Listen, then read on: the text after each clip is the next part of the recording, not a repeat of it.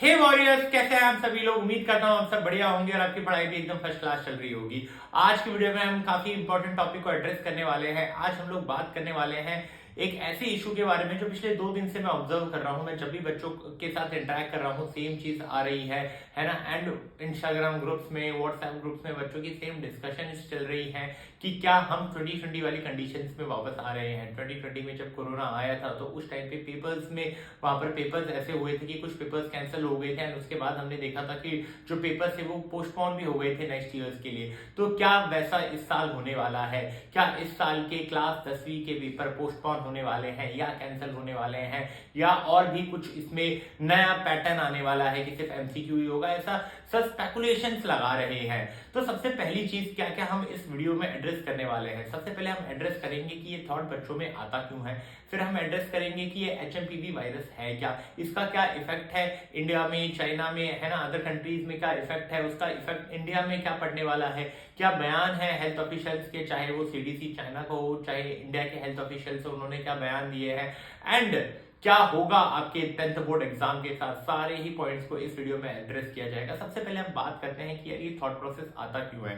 देखिए, एक student point of view से मैं भी बता रहा हूँ, अगर मैं भी 10वीं में होता तो मेरा भी यही थॉट प्रोसेस होता कि ना मुझे 10-15 दिन और मिल जाते ना तो मैं और अच्छे से पढ़ता। क्योंकि जब भी एग्जाम पास आ रहे होते ना तो मन में हमेशा यही थॉट प्रोसेस होता है कि यार मेरा सिलेबस हुआ नहीं, 10 दिन और मिल जाते ना तो मैं और अच्छे से कर लेता। ये थॉट प्रोसेस हर बच्चे का होता है और ये कंसर्न आना, ये माइंड में ये थॉट आना कि काश मुझे 10-15 दिन और मिल जाते, यार ये वायरस आए चलो 15 दिन और मिल जाते, ये थॉट आता है ना। जनरली ये सभी बच्चों में थॉट आता है, बट ये थॉट सही नहीं है। बिकॉज ऐसा कोई वायरस आए उसका जो इम्पैक्ट होता है देश की इकोनॉमी पे, है ना, कितने सारे लोगों की जान जाती है। जब आप कोरोना को उठा के देखते हैं, जो कोरोना की फर्स्ट वेव आई, सेकेंड वेव आई, उसका क्या इम्पैक्ट आया इंडियन इकोनॉमी पे, लोगों के ऊपर, उनकी हेल्थ के ऊपर, है ना, कितने सारे लोगों की जान गई। इससे हम बेखबर रहते हैं, हम बस अपना सोच रहे होते हैं कि हमें 10-15 दिन पढ़ने के लिए मिल जाएंगे।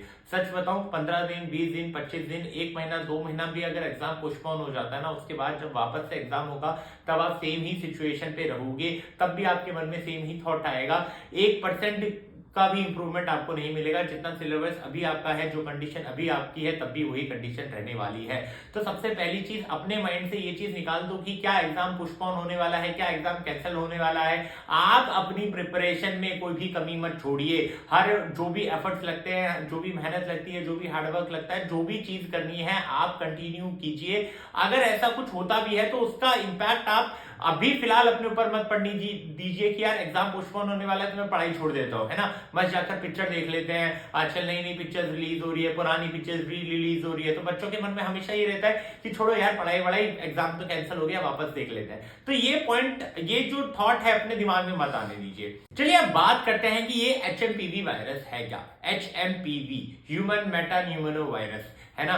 अब ये वायरस क्या है, इसका इम्पैक्ट क्या है ना। तो इसको समझने के लिए हम हेल्थ ऑफिशियल्स की स्टेटमेंट देते हैं। सबसे पहले चाइना से ओरिजिनेट हुआ है, तो वहां की जो सीडीसी है ना, centre for disease control prevention वाला जो उनका एक डिपार्टमेंट रहता है, उन्होंने क्या स्टेटमेंट जारी की है, सबसे पहले वो देख लेते हैं। तो चाइना की सीडीसी की माने तो ये एचएमपीवी जो है वो एक रेस्पिरेटरी वायरस है। इसका मतलब है इससे सांस की जुड़ी बीमारी होती है, ये बच्चों में होता है और बुजुर्गों में होता है।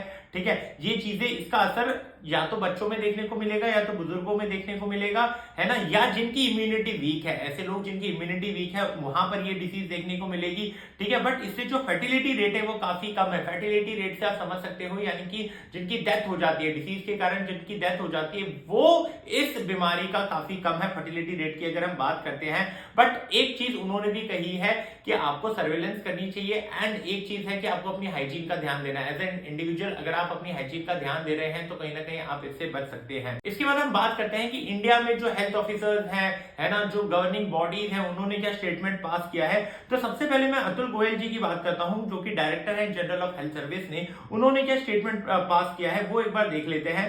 उन्होंने ये कहा है कि ये जो वायरस है ये एकदम जो कॉमन कोल्ड या फ्लू की तरह होता है उसी की तरह है, और ये ज्यादातर बच्चों और बुजुर्गों में देखा जाता है, जो कि चाइना के हेल्थ ऑफिशियल्स ने भी कहा था। सेम चीज अतुल गोयल जी ने भी कही है, और ये सिचुएशन बिल्कुल मैनेजेबल है according to mister Atul Goyal. इसके बाद हम बात करते हैं यूनियन हेल्थ सेक्रेटरी पुनिया सलीला श्रीवास्तव, इन्होंने भी एक स्टेटमेंट रिलीज किया था। उन्होंने भी स्टेट्स को यही कहा है कि जो इन्फ्लुएंजा लाइक इलनेस है यानी कि ILI है और सीवियर एक्यूट रेस्पिरेटरी इलनेस है ना, सारी SARI, इन केसेस की सर्विलेंस को और मजबूत किया जाए। और ये भी बताया कि सर्दियों में ना ऐसे केसेस जो होते हैं उनकी जो मात्रा होती है वो बढ़ जाती है, बट उन्होंने स्टेट्स को स्ट्रिक्ट इंस्ट्रक्शन दिया है कि आप अपनी सर्विलेंस को स्ट्रिक्ट कीजिए, है ना। ऐसे कोई भी केसेस आ रहे हैं तो उन केसेस को मॉनिटर कीजिए। इसके बाद ICMR यानी Indian council of medical research की अगर बात करें तो उनको कर्नाटका में रूटीन चेकअप के दौरान, है ना, जो रूटीन सर्विलेंस होता है उसके दौरान HMPV के 2 केसेस मिले हैं। अहमदाबाद में एक केस आपको ऑब्जर्व करने को आपने सुना होगा न्यूज़ में कि अहमदाबाद में भी एक केस आया है। बट एक चीज है, सारे हेल्थ ऑफिशियल्स की अगर माने तो ये कंडीशन जो है ये कंडीशन मैनेजेबल है। एक चीज उन्होंने मेंशन की है कि अगर आप अपनी हाइजीन का ध्यान रखते हैं, अगर आप अपनी इम्यूनिटी का ध्यान रखते हैं तो ये डिसीज मैनेजेबल है, ये किसी भी कॉमन फ्लू की तरह ही है। JP नड्डा जी ने ये कहा था कि ये जो सिचुएशन है ये 2001 में ऑलरेडी आ रखी है। ऐसा नहीं है जैसे कोविड-19 था तो वो हम फर्स्ट टाइम एनकाउंटर कर रहे थे, लेकिन अगर मैं बात करता हूं HMPV की तो बैक इन 2001 ये डिसीज एनकाउंटर हो चुकी थी। So we can still handle the situation, ये सारे ही हेल्थ ऑफिशियल्स का मानना है। एंड इस पे अगर कोई भी मेजर अपडेट अगर बाद में आता है तो उस पर मैं आपको वीडियो बना के बता दूंगा। बट एक ऑल टू ऑल अगर मैं कंक्लूजन बताऊं कि आपके बोर्ड एग्जाम कैंसल, पोस्टपोन या HMPV का कोई इंपैक्ट वहां देखने को नहीं मिलेगा, बिकॉज HMPV कोरोना वायरस जैसा नहीं है। कोरोना वायरस के दौरान जो कंडीशन हुई थी वैसी अभी नहीं होने वाली है। तो ये चीज आपको अपनी दिमाग में घुसानी है कि भैया हमारे एग्जाम 15 फरवरी से ही स्टार्ट होंगे और तभी से उसी के हिसाब से हमें तैयारी भी अभी से ही स्टार्ट करनी है। तो ये चीज तो क्लियर हो चुकी है कि आपका एग्जाम ना ही कैंसिल हो रहा है ना ही पोस्टपोन हो रहा है ना। तो आप अपनी प्रिपरेशन कीजिए।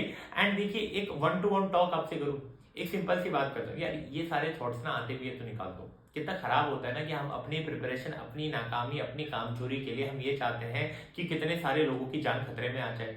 हम ये चाह रहे हैं कि कोई वायरस आ जाए, है ना। सोच के देखो कि हम सोच क्या रहे हैं, क्या पता हमारी फैमिली में से उस वायरस का किसी पे इंपैक्ट आ जाए, है ना।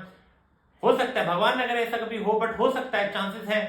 तो हम क्यों ये सारे थॉट्स लेकर आ रहे हैं, हम क्यों नहीं अपनी मेहनत कर रहे हैं, है ना। तो हमेशा मैं ये सोचता हूं कि जितने बच्चों से मैं इंटरेक्ट कर रहा हूं कम से कम मैं ये मैसेज पास कर सकूं कि यार तुम्हारे पास हर एक वो रिसोर्सेज है ना। ऐसा नहीं है you are lacking of resources. तो जब रिसोर्सेज तुम्हारे पास है तो ये सारे फैक्टर्स को बीच में मत लाओ, अपना जो पूरा ध्यान है वो पढ़ाई में लगाओ, है ना। ये मत सोचो कोरोना का रिटर्न आ जाएगा या HMPV आ जाए या इन दोनों का मिक्सचर होकर एक नया वायरस आ जाए, 2 दिन 3 महीने 4 महीने 5 महीने स्कूल बंद हो जाए, है ना, बोर्ड के एग्जाम कैंसिल हो जाए। कभी ना कभी तो देना है ना, कभी ना कभी तो सिचुएशन को फेस करनी पड़ेगी ना कभी तो आपको ऐसी सिचुएशन को फेस करनी पड़ेगी जहां पर आपका टेस्ट हो रहा हो, है ना। टफ सिचुएशंस तो आती रहेंगी, कब तक भागते रहोगे। भागना बंद करो, पढ़ाई स्टार्ट करो, है ना।